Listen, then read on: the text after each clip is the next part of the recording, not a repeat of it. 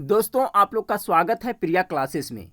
आज हम 10th class biology का जैव प्रक्रम जो प्रथम चैप्टर है उसका पार्ट 2 लेकर के आए हैं। इसमें आज हम 30 महत्वपूर्ण ऑब्जेक्टिव क्वेश्चंस को देखेंगे। यह पार्ट 2 है फ्रेंड्स। पार्ट 1 पहले अपलोड कर चुका हूं, अगर नहीं देखे हैं तो प्लेलिस्ट में जाकर करके देख लें। अगर इस बार आप मैट्रिक के एग्जाम देने वाले हैं तो हमारे इस यूट्यूब चैनल से अवश्य जुड़ जाएं, चैनल को सब्सक्राइब कर लें तथा बेल आइकन को जरूर दबाएं ताकि समय से आपका वीडियो का नोटिफिकेशन मिलता रहे। तो चलिए फ्रेंड्स, वीडियो को शुरू करते हैं। आज का पहला प्रश्न है कि श्वसन क्रिया के दौरान कितनी प्रतिशत ऊर्जा ताप के रूप में निष्कासित होती है। देखिए फ्रेंड्स, जब हम श्वसन करते हैं तो हमारे शरीर से कुछ ऊर्जा ताप के रूप में निष्कासित होती है। तो कितनी प्रतिशत निष्कासित होती है, यही पूछा जा रहा है। इसका राइट आंसर हो जाएगा ऑप्शन नंबर ए, 20% निष्कासित होती है। सवाल नंबर 2 देखें।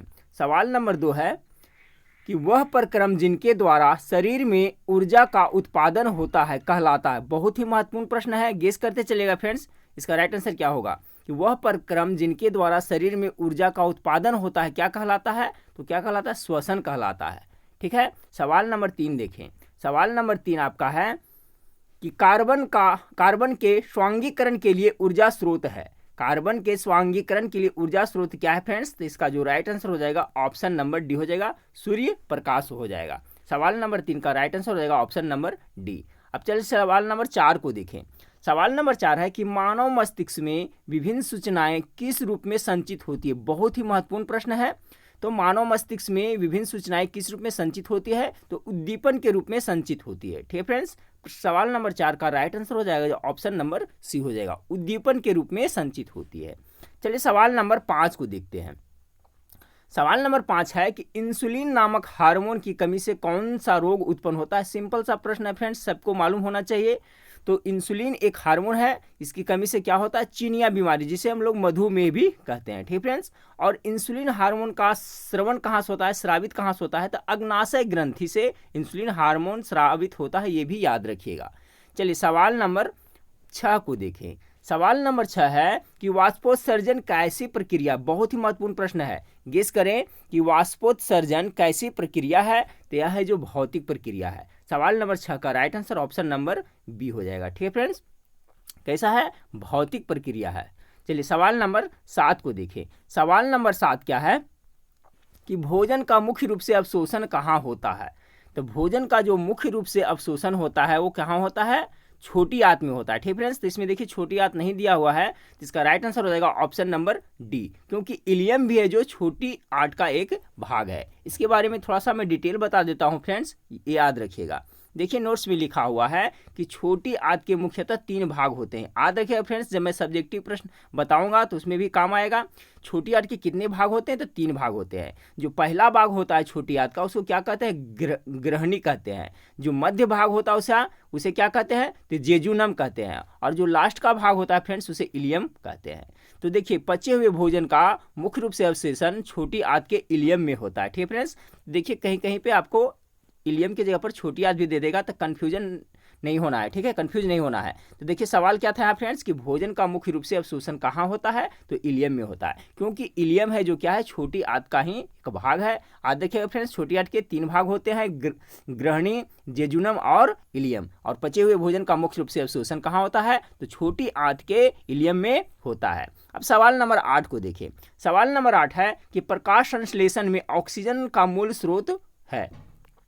तो प्रकाश संश्लेषण होता है फ्रेंड्स, तो उसमें क्या है? कार्बन डाइऑक्साइड पेड़ पौधे लेते हैं और ऑक्सीजन छोड़ते हैं। तो ऑक्सीजन कहाँ से आता है? जब प्रकाश संश्लेषण होता है तो ऑक्सीजन कहाँ से निकलता है? तो जल से निकलता है, क्योंकि फ्रेंड्स जल है जो किससे बना होता है? हाइड्रोजन और ऑक्सीजन से। जल का जो अणुसूत्र होता है क्या होता है फ्रेंड्स? H2O होता है। ठीक है। तो जल टूटता है प्रकाश संश्लेषण क्रिया में, उसी से ऑक्सीजन निर्गत होता है, बाहर निकलता है। ठीक है फ्रेंड्स। तो सवाल था प्रकाश संश्लेषण में ऑक्सीजन का मूल स्रोत क्या है? तो इसका हो जाएगा जल, यानी ऑप्शन नंबर ए इसका राइट आंसर हो जाएगा। सवाल नंबर 9 को देखें। सवाल नंबर 9 है कि अग्न्याशिक रस में निम्नलिखित में से कौन एंजाइम पाए जाते हैं।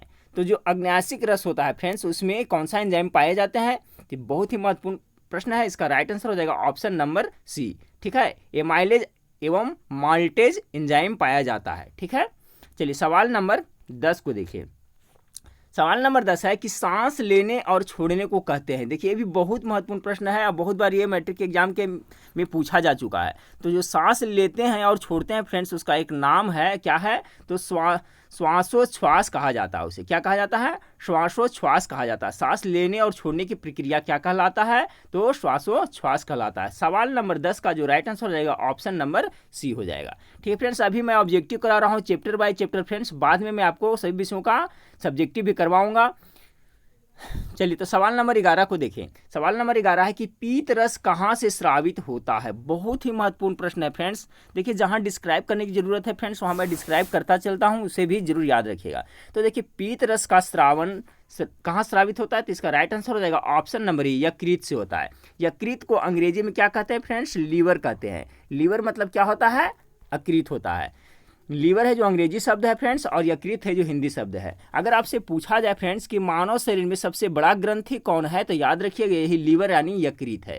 तो पीत रस का स्राव कहाँ से होता है? यकृत से होता है फ्रेंड्स। लेकिन ये जमा कहाँ होता है? तो पित्ताशय में जमा होता है। ये भी प्रश्न पूछा जाता है, पीत रस का जमाव कहाँ होता है? तो पित्ताशय में होता है, जिसे अंग्रेजी में गॉल ब्लैडर भी कहते हैं। देखिए यहाँ नोट्स में लिखा हुआ है फ्रेंड्स, याद रखिएगा कि पीत रस का स्राव यकृत से होता है, अभी मैंने बताया। और यह संचय यानी जमा कहाँ होता है? पित्ताशय में। पित्ताशय को अंग्रेजी में क्या कहते हैं फ्रेंड्स? गॉल ब्लैडर कहते हैं। गॉल ब्लैडर नामक एक छोटी थैली में होती है। तो ठीक है फ्रेंड्स, कॉन्सेप्ट क्लियर हो गया होगा कि पीत रस का स्राव कहाँ से होता है? तो यकृत से होता है, और जमा कहाँ होता है? पित्ताशय यानी गॉल ब्लैडर में होता है। याद रखिएगा यकृत है जो मानव शरीर का सबसे बड़ा ग्रंथि है। सवाल नंबर 12 को देखें कि श्वसन की क्रिया द्वारा निम्न में से किसका निर्माण होता है। तो देखिए जब श्वसन की क्रिया होता है तो क्या निर्माण होता है फ्रेंड्स? ऊर्जा होता है। ठीक है, ऊर्जा का निर्माण होता है। ठीक है, सवाल नंबर 12 का right answer option number B हो जाएगा। सवाल नंबर 13 देखिए। सवाल नंबर 13 है कि एक स्वस्थ मनुष्य में प्रकुंचन एवं अनुशीथिलन दाब होता है। ठीक है, जिसे हम लोग क्या कहते हैं फ्रेंड्स? बीपी कहते हैं। ब्लड प्रेशर कितना होता है, तो कितना होता है? तो देखिए इसमें कंफ्यूजन होता है फ्रेंड्स। तो इसका जो पहले राइट आंसर क्या है मैं बता देता हूं। इसका राइट आंसर हो जाएगा 120/80। कंफ्यूजन क्या होता है फ्रेंड्स? कभी 80/120 लिखा रहता है। ठीक है, तो याद रखिएगा। देखिए 120 है जो बड़ा है, तो 120 है जो क्या है? हमेशा ऊपर रहेगा। ठीक है, तो पूछा जाए कि एक स्वस्थ मनुष्य में प्रकुंचन एवं अनुशीथिलन दाब होता है, यानी बीपी क्या होता है एक स्वस्थ मनुष्य का? तो 120/80 होता है। याद रखिएगा 120 है जो हमेशा ऊपर होता है। सवाल नंबर 14 को देखें। सवाल नंबर 14 है कि तंत्रिका तंत्र की उत्पत्ति किस प्राथमिक उत्तक द्वारा होता है। उत्तक किसे कहते हैं फ्रेंड्स? आप लोग जानते होंगे। देखिए मानव शरीर के सबसे छोटी इकाई को कोशिका कहते हैं फ्रेंड्स, और कोशिका के समूह को उत्तक कहते हैं। याद रखिएगा उत्तक किसे कहते हैं? तो कोशिकाओं के समूह को उत्तक यानी टिश्यू कहते हैं। उत्तक का अंग्रेजी होता है टिश्यू होता है। ठीक है, कोशिका का अंग्रेजी होता है जो सेल होता है। तो ये दो भी याद रखें कि उत्तक किसे कहते हैं? तो कोशिकाओं के समूह को उत्तक कहते हैं। तो सवाल यहाँ पर क्या है फ्रेंड्स? सवाल है कि तंत्रिका तंत्र की उत्पत्ति किस प्राथमिक उत्तक द्वारा होता है।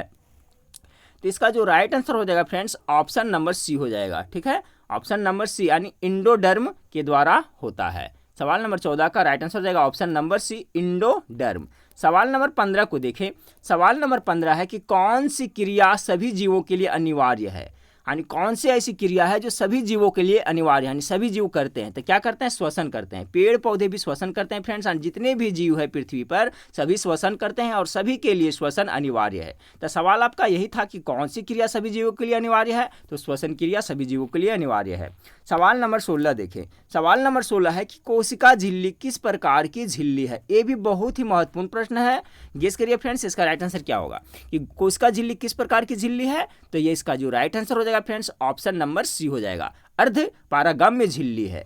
चलिए सवाल नंबर 17 को देखें। सवाल नंबर 17 है यीस्ट किस वर्ग के का एक कोशिकीय जीव है। देखिए ये भी प्रश्न याद रखें फ्रेंड्स, पूछा जाता है कि यीस्ट है जो कैसा जीव है, तो यह एक कोशिकीय जीव है। एक प्रश्न आपका यह बना, तो यीस्ट किस प्रकार का जीव है, तो यह एक कोशिकीय जीव है, और यह किसके अंतर्गत आता है, तो कवक के अंतर्गत आता है। ठीक है फ्रेंड्स, जो पाव रोटी डबल रोटी बनाया जाता है फ्रेंड्स, इसमें यीस्ट का प्रयोग किया जाता है। तो सवाल आपका यहाँ है यीस्ट किस वर्ग का एक कोशिकीय जीव है, तो कवक वर्ग का एक कोशिकीय जीव है। सवाल नंबर 18 देखें। दही के जमने में निम्नलिखित में से कौन सी क्रिया होती है। ठीक है फ्रेंड्स, तो कौन सी क्रिया होती है, ये भी महत्वपूर्ण प्रश्न है फ्रेंड्स। ये आगे चल के आपको कंपटीशन में काम देगा, इसलिए इसे जरूर याद रखें। तो दही के जमने में कौन सी क्रिया होती है? तो किण्वन की क्रिया होती है। देखिए फ्रेंड्स, दही का जमना, दूध से दही बनना कैसा परिवर्तन अगर पूछा जाए तो ये रासायनिक परिवर्तन है। याद रखिएगा फ्रेंड्स, दूध से दही बनना कैसा परिवर्तन है? तो रासायनिक परिवर्तन है, ये भी याद रखिएगा। तो दही के जमने में निम्नलिखित में से कौन सी क्रिया होती है? तो किण्वन क्रिया होती है। सवाल नंबर 19 को देखें। सवाल नंबर 19 आपका है कि पाइरूवेट के विखंडन से यह कार्बन डाइऑक्साइड जल तथा ऊर्जा देता है और यह क्रिया कहाँ होती है? तो कहाँ होती है फ्रेंड्स? सवाल एक बार फिर से सुने कि पाइरूवेट के विखंडन से यह कार्बन डाइऑक्साइड जल तथा ऊर्जा देता है और यह क्रिया कहाँ होता है? तो यह होता है आपका माइटोकॉन्ड्रिया में होता है। ठीक है फ्रेंड्स, देखिए माइटोकॉन्ड्रिया है जो क्या है? कोशिका का एक अंग है। क्या है? कोशिका का एक अंग है, तो यहीं पर होता है। माइटोकॉन्ड्रिया को क्या कहा जाता है? ऊर्जा गृह भी कहा जाता है, पावर हाउस भी। कोशिका का पावर हाउस किसे कहा जाता है फ्रेंड्स? तो याद रखिएगा, माइटोकॉन्ड्रिया को कोशिका का पावर हाउस या ऊर्जा गृह भी कहा जाता है। और कोशिका का आत्महत्या का थैली किसे कहा जाता है? तो लाइसोसोम को कहा जाता है। ये भी याद रखिएगा, दोनों प्रश्न आगे बहुत आपको काम देगा। आत्महत्या की थैली लाइसोसोम को कहा जाता है फ्रेंड्स, और कोशिका का ऊर्जा गृह माइटोकॉन्ड्रिया को कहा जाता है। तो सवाल यहाँ पर क्या था फ्रेंड्स कि पाइरूवेट के विखंडन से यह कार्बन डाइऑक्साइड जल तथा ऊर्जा देता है, यह क्रिया कहाँ होता है? तो माइटोकॉन्ड्रिया में होता है। सवाल नंबर 20 को देखें। सवाल नंबर 20 है, निम्न में से कौन से यंत्र का उपयोग रक्त दाब मापने में किया जाता है? ठीक फ्रेंड्स, रक्त दाब से संबंधित अभी हमने प्रश्न बताया था फ्रेंड्स कि बीपी कितना होता है एक स्वस्थ मनुष्य का? तो 180 बाई कितना होता है? 20 होता है। अभी देखे थे, तो कह रहा है जो जिससे बीपी मापा जाता है फ्रेंड्स, उस मशीन को क्या कहा जाता है? यही पूछा जा रहा है कि निम्न में से कौन सा यंत्र का उपयोग रक्त दाब यानी बीपी ब्लड प्रेशर को मापने के लिए किया जाता है? तो इसका राइट आंसर हो जाएगा ऑप्शन नंबर सी, स्फैग्नोमीटर का प्रयोग किया जाता है बीपी मापने के लिए या रक्त दाब मापने के लिए। सवाल नंबर 21 को देखें। सवाल नंबर 21 है कि कौन अंतःस्रावी और बाह्यस्रावी ग्रंथि जैसा कार्य नहीं करता है? इसमें 4 ऑप्शन में से 3 ऐसा ग्लैंड है फ्रेंड्स, ग्रंथि है जो क्या है? अंतःस्रावी है और बाह्यस्रावी भी है, और एक है जो अंतःस्रावी और बाह्यस्रावी नहीं है। ठीक है, सवाल फिर से समझें, कौन अंतःस्रावी और बाह्यस्रावी ग्रंथि जैसा कार्य नहीं करता है? तो आपका ऑप्शन नंबर सी पीयूष ग्रंथि है जो अंतःस्रावी और बाह्यस्रावी ग्रंथि जैसा कार्य नहीं करता है, जबकि अग्नाशय, अंडाशय और वृषण ग्रंथि है जो कार्य करता है अंतःस्रावी और बाह्यस्रावी के रूप में। तो इसका राइट आंसर हो जाएगा ऑप्शन नंबर सी पीयूष ग्रंथि। सवाल नंबर 22 को देखें कि पादपों में पाया जाने वाला यहाँ पर मिस्टेक हुआ फ्रेंड्स, यहाँ वृद्धि हार्मोन निम्न में से कौन सा है? यहाँ पर वृद्धि होगा। ठीक है फ्रेंड्स, यहाँ टाइपिंग में मिस्टेक हुआ है, वृद्धि होगा। तो सवाल क्या है कि पादपों में पाए जाने वाले वृद्धि हार्मोन निम्न में से कौन है? देखिए एग्जाम में पूछा हुआ प्रश्न है, तो पादपों में पाए जाने वाला वृद्धि हार्मोन है जिब्रेलिन है। इसका राइट आंसर हो जाएगा ऑप्शन नंबर ए हो जाएगा। ठीक है फ्रेंड्स, सवाल नंबर 22 का राइट आंसर हो जाएगा ऑप्शन नंबर ए।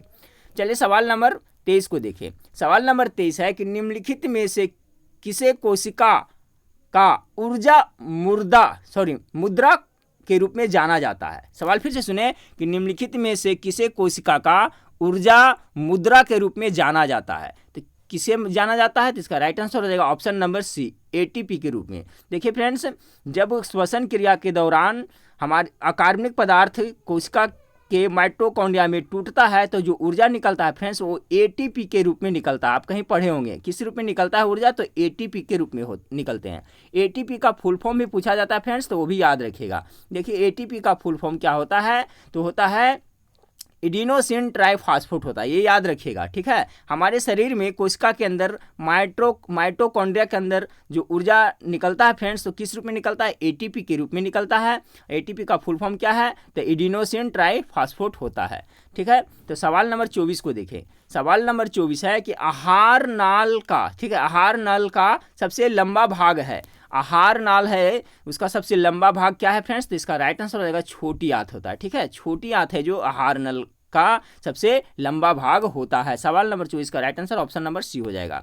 सवाल नंबर 25 को देखें। सवाल नंबर 25 है, वह कौन सा प्रक्रम है जिसके द्वारा शरीर में ऊर्जा का उत्पादन होता है? तो ऊर्जा का उत्पादन होता है कौन सा प्रक्रम के द्वारा? तो श्वसन के द्वारा। ध्यान रखिएगा फ्रेंड्स कि श्वसन के द्वारा ही क्या होता है? ऊर्जा का निर्माण होता है। और कोशिका का ऊर्जा गृह किसे कहा जाता है? तो माइटोकॉन्ड्रिया को कोशिका का ऊर्जा गृह कहा जाता है। सवाल नंबर 26 को देखें कि हृदय से रक्त को संपूर्ण शरीर में पंप किया जाता है। किसके द्वारा पंप किया जाता है? तो हृदय से रक्त को संपूर्ण शरीर में पंप किया जाता है किसके द्वारा? तो नीलय के द्वारा। फ्रेंड्स, पहले भी मैं बता चुका हूं कि हमारे शरीर में जो हृदय है, मानव शरीर में जो हृदय है, उसमें कितने कोष्ठक होते हैं? तो 4 कोष्ठक होते हैं। इसको कहते हैं बायां आलिंद, इसको कहते हैं दायां आलिंद, इसको कहते हैं बायां निलय और इसको कहते हैं दायां निलय। तो देखिए, हृदय में रक्त को संपूर्ण शरीर में पंप किया जाता है किसके? नीलय के द्वारा, यानी कि आपका जो नीचे का पोर्शन है इसके द्वारा ही पंप किया जाता है। ठीक है, रक्त का पंप नीले के द्वारा किया जाता है। तो याद रखिएगा, मानव शरीर में कितने कोष्ठकों की संख्या कितनी है? 4 है। बायां आलिंद, दायां आलिंद, बायां निलय और दायां निलय। अगर आपसे पूछा जाए फ्रेंड्स कि मेढक के हृदय में कितने होते हैं कोष्ठक होते हैं, तो मेढक के हृदय में 3 कोष्ठक होते हैं। याद रखिएगा, मानव के हृदय में 4 कोष्ठक होते हैं और मेढक के हृदय में 3 कोष्ठक होते हैं। तो याद रखिएगा। चलिए सवाल नंबर 27 देखिए, बहुत ही महत्वपूर्ण प्रश्न है, कंपटीशन में भी पूछा जाता है फ्रेंड। तिलचट्टा का श्वसन अंग है। तिलचट्टा का जो श्वसन अंग है फ्रेंड्स क्या कहलाता है? तो ट्रैकिया कहलाता है। सवाल नंबर 27 का राइट आंसर हो जाएगा ऑप्शन नंबर ए। क्या कहलाता है? ट्रैकिया कहलाता है। सवाल नंबर 28 देखें। सवाल नंबर 28 है कि मानव हृदय में कोष्ठों की संख्या, भी मैंने बताया फ्रेंड्स कि मानव हृदय में कोष्ठों की संख्या कितनी होती है? गेस करें, तो इसका राइट आंसर हो जाएगा सी, 4 कोष्ठक होते हैं। सवाल नंबर 29 देखें। सवाल नंबर 29 है कि मछलियां किस अंग के द्वारा श्वसन करती है? अभी हमने देखा था तेलचट्टा का जो श्वसन अंग है वो क्या था फ्रेंड्स? ट्रैकिया था। ठीक है, उसी तरह से पूछा जाता है कि मछलियां किस अंग के द्वारा श्वसन करते हैं, यानी मछलियों में श्वसन अंग का नाम क्या है? तो उसको क्या कहते हैं? गिल्स कहते हैं। सवाल नंबर 29 का राइट आंसर हो जाएगा ऑप्शन नंबर सी। मछलियां है जो पानी में श्वसन किससे करती है? तो गिल्स से करती है। और तिलचट्टा में श्वसन अंग क्या कहलाता है? तो ट्रैकिया कहलाता है। ये भी याद रखेगा। चलिए फ्रेंड्स, इस वीडियो का लास्ट प्रश्न को देखते हैं कि पौधों में टेनिन नामक पदार्थ कहाँ संचित होते हैं। ठीक है, तो पौधों में टेनिन नामक पदार्थ कहाँ संचित होते हैं? तो उसके छाल में संचित होते हैं। कहाँ होते हैं? छाल में होते हैं। ठीक है फ्रेंड्स, तो देखिए 10th क्लास का जो बायोलॉजी था जैव प्रक्रम, उसका ये पार्ट 2 था फ्रेंड्स। पार्ट 1 में 30 प्रश्न देखे थे और पार्ट 2 में भी 30 प्रश्न देखें। और नेक्स्ट वीडियो एक और बनाऊंगा फ्रेंड्स, वो भी जैव प्रक्रम से होगा, उसमें भी 30 ऑब्जेक्टिव प्रश्न देंगे। टोटल 90 प्रश्न हो जाएंगे फ्रेंड्स। 90 प्रश्न से ज़्यादा परीक्षा में नहीं पूछा जाएगा। ठीक है, जैव प्रक्रम से अगर सवाल पूछता है तो 90 प्रश्न को देख ले फ्रेंड्स, 100% आपका क्वेश्चन नहीं छूटेगा। तो इसी तरह से फ्रेंड्स, मैं आपको पहले चैप्टर वाइज पढ़ा देता हूँ, फिर प्रैक्टिस सेट करवाऊंगा, फिर मॉडल सेट प्रोवाइड कराऊंगा फ्रेंड्स। वीडियो अच्छा लगे फ्रेंड्स तो दोस्तों में शेयर जरूर करिएगा, लाइक जरूर करिएगा और चैनल पे नए हैं तो सब्सक्राइब करना न भूलिएगा। तो नेक्स्ट वीडियो में फिर मिलते हैं। जय हिंद, जय भारत।